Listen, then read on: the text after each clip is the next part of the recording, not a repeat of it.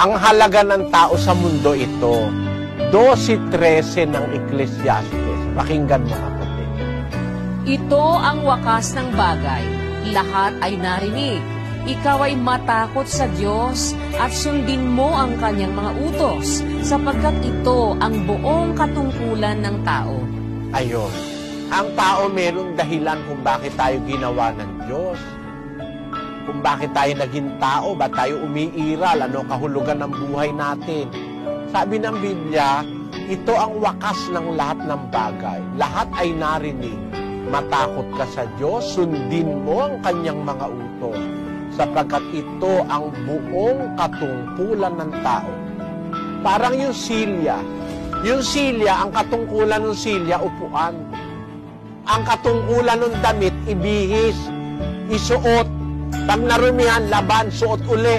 Pag narumihan, laban, suot uli. Pag narumihan, laban, suot uli. Pag narumihan uli, lalaban uli, suot uli. Pag nasira, tatakpian, suot uli. Hanggang basahan na siya. Yun ang kanyang buong katungkulan, maisuot, damit siya. Tayong tao, may tungkulin tayo sa Diyos. Sumunod tayo sa kanyang utos sapagkat ito ang wika, ang buong katungkulan ng tao. Sabi sa Biblia, kapatid. Yan ang halaga natin dito sa mundo.